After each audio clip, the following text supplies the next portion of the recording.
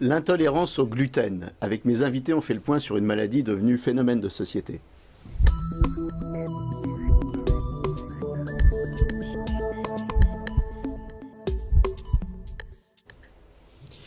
Alors, docteur William Bérébi, bonjour. Alors, vous êtes gastro-entérologue, vous êtes l'auteur de ce pavé qui s'appelle Diagnostic et thérapeutique, guide pratique du symptôme à la prescription. Alors, ça, c'est pour les patients, c'est pour les professionnels Alors, c'est pour les professionnels de santé, effectivement, pour les médecins généralistes et les internes. Et les internes, voilà.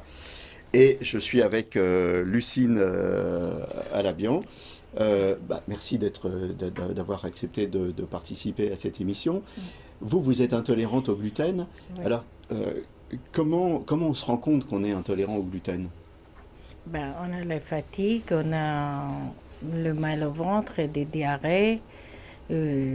Ça nous manque souvent de fer. Et donc, en fait, des gamines.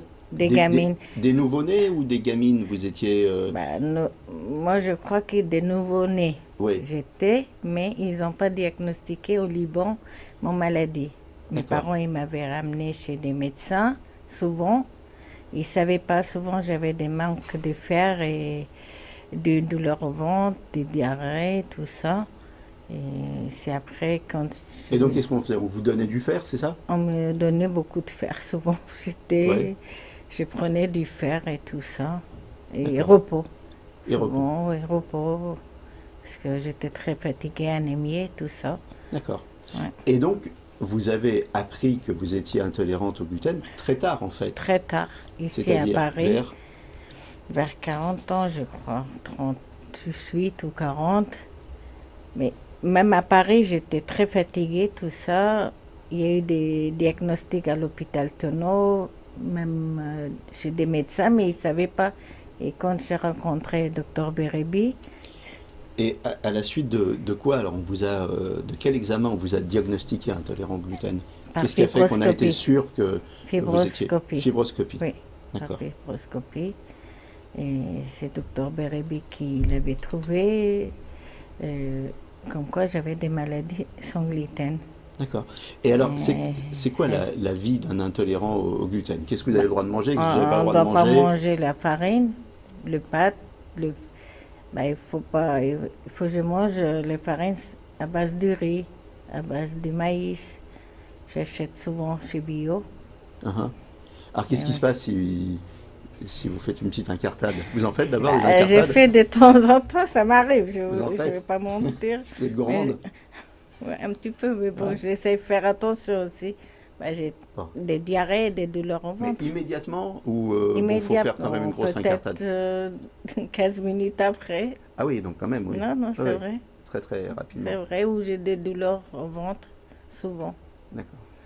Bon, donc il ne faut plus faire l'incartade, ça c'est clair. Alors, comment vous les trouvez, vos produits aujourd'hui? Donc vous allez dans les magasins? J'achète au Bio. Bio? Oui, au Bio Génération. J'achète les produits, tout ce qui est sans gluten. C'est facile à trouver aujourd'hui, les produits? Aujourd'hui, oui, c'est plus facile qu'avant, dans le temps. Oui, parce qu'avant, on n'en parlait pas de cette maladie. Donc avant, d'abord, si j'ai bien compris, vous ne saviez pas que vous étiez intolérante au gluten. Non, et deux, on ne parlait pas de cette maladie. Grâce à docteur Bérébi. Donc c'était compliqué quand même la vie avant. C'était compliqué. Souvent, j'étais fatiguée. J'avais des douleurs abdominales qui... Parfois, je ne pouvais pas... J'étais trop mal. Et souvent, j'allais plusieurs fois aux toilettes, excusez-moi. Moi, des diarrhées, tout ça. Okay. La vie sociale, c'est compliqué quand on est intolérant au gluten. On ne peut pas aller dans tous les restaurants. Comment on fait? C'est un peu compliqué, mais après, j'essaie d'éviter... Quand je vais au restaurant, j'essaie de manger des choses qui ça va me convenir. Et je ne sais pas prendre le pain ou s'il y a des pâtes et tout ça. J'évite tout ça. Vous êtes d'une culture du Sud, hein, vous avez vécu au Liban, vous faites partie de la communauté arménienne. Au Liban. Voilà, la nourriture, c'est important hein, dans la culture du Sud. Alors comment vous débrouillez chez vous quand vous faites la cuisine? Tout le monde mange sans gluten maintenant? Parfois je fais sans gluten, parfois je fais avec gluten, mais pour moi je fais à part toujours. D'accord. Quand je fais un gâteau, admettons, je dois faire avec gluten pour eux, et moi je fais à part sans gluten, mes gâteaux. En fait, dans la cuisine méditerranéenne, à part le pain et les gâteaux, sinon tout le reste, ça pose pas de problème. Il n'y a pas de gluten. Non, ça pose pas de problème. Non, non. Il n'y a pas de gluten normalement, mais ça dépend. Après, il y a certains trucs, oui. Par exemple, alors qu'est-ce que... Je ne me rappelle pas. le farine plutôt, les pâtes, mais après, il y a le bol rouge, c'est des gluten. Et bon, parfois, j'ai fait des écarts parce que j'ai mis un... Je trouve pas son gluten, bol rouge. Eh ben voilà. Il faut qu'ils fabriquent sans gluten. Un appel est lancé aux industriels, faites du boulgour sans gluten. Ouais. Alors je me tourne vers vous, docteur Bérébi. L'intolérance au gluten, donc c'est aussi ce qu'on appelle une maladie cœliaque. Alors qu'est-ce que c'est? Oui, ce sont des synonymes, maladie cœliaque, intolérance au gluten. Donc en fait c'est une réaction auto-immune, mais d'hypersensibilité retardée, qui entraîne une atteinte intestinale. Alors, on reprend. Auto-immune, hypersensibilité retardée. Auto-immune, c'est l'organisme qui... C'est le système immunitaire qui s'emballe, c'est ça? Alors, tout le monde ne fait pas une maladie cœliaque, tout le monde mange du gluten ou quasiment, mais seule une partie des gens vont développer la maladie. Et pour cela, il faut une susceptibilité génétique, HLA-DQ2 ou DQ8, ou les deux, qui va faire que la gliadine va entraîner une inflammation, puis, après une réaction enzymatique, puis une atrophie villositaire. La gliadine, dans le gluten. Exactement. C'est l'une des protéines du gluten, c'est celle qui est toxique en fait, et qui va entraîner la réaction inflammatoire médiée par une susceptibilité génétique particulière. Voilà, donc maladie cœliaque très fréquente, mais tout le monde ne la développe pas, parce que tout le monde n'a pas la prédisposition. C'est une maladie auto-immune ou c'est une allergie? Ou c'est la même chose? En réalité, c'est stricto sensu, c'est une hypersensibilité retardée.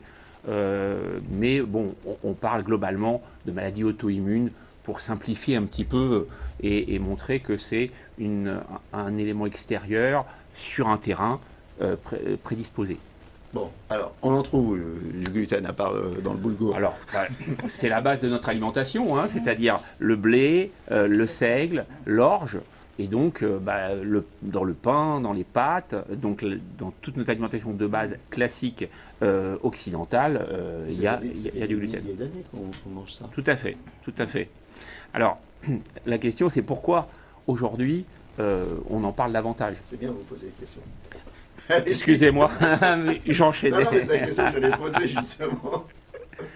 Effectivement, alors, il y a deux explications, même plusieurs. Il y a le fait que ce soit dépisté davantage, puisque les tests sérologiques s'améliorent, et puis probablement qu'il y a des facteurs liés à l'alimentation elle-même qui font que il y a davantage d'intolérance au gluten, parce que le gluten qu'on mange aujourd'hui n'est pas celui qui était mangé il y a quelques milliers d'années. C'est quoi la différence? La différence, c'est qu'au niveau du traitement des céréales, sont prises celles qui vont être le plus faciles à exploiter et qui vont avoir un goût gustativement, qui vont donner un moelleux aux aliments, etc. Et ceux-là sont ceux qui sont les plus toxiques en réalité pour la muqueuse intestinale. Donc en clair, il faudrait, alors quand on est intolérant au gluten, on va parler des traitements après, mais il faut supprimer le gluten, ou alors est-ce qu'on peut imaginer du gluten sans gliadine? Oui, absolument.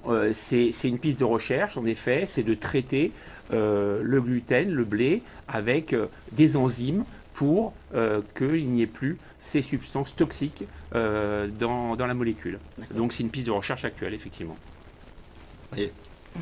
Quand vous avez un problème, il faut me demander.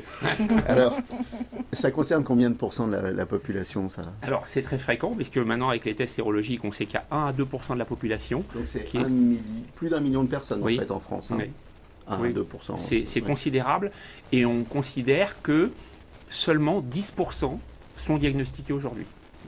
C'est-à-dire, il y aurait 80-90% des gens ayant une intolérance au gluten et ne le sachant pas. Qui est touché? Les hommes, les femmes à égalité ou... Alors, il y a un peu plus les femmes, il y a un ratio de 2 pour 1 pour les femmes.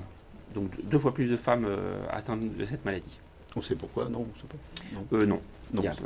C'est génétique, mais pourquoi est-ce qu'elles ont lâché la DQ2 ou DQ8 là, il n'y a pas d'explication particulière. La vie est injuste. Voilà.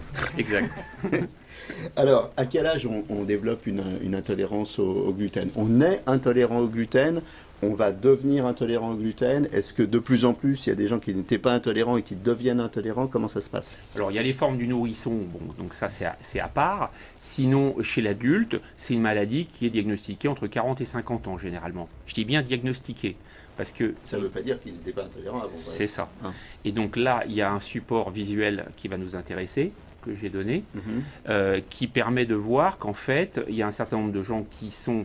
Bon, il y a ceux qui sont sains, et sinon, il y a des formes silencieuses, latentes, et puis enfin, les patients qui développent la maladie. Donc en fait, dans la plupart des cas, les gens sont intolérants, et ils vont développer la maladie cœliaque dans un laps de temps qui peut être très long, plusieurs dizaines d'années. On passe d'abord par la forme silencieuse, et d'un coup, cette forme silencieuse se transforme en une vraie intolérance visible avec des symptômes, c'est ça? C'est ça. Donc progressivement, alors dans les études, on sait que la sérologie va se positiver.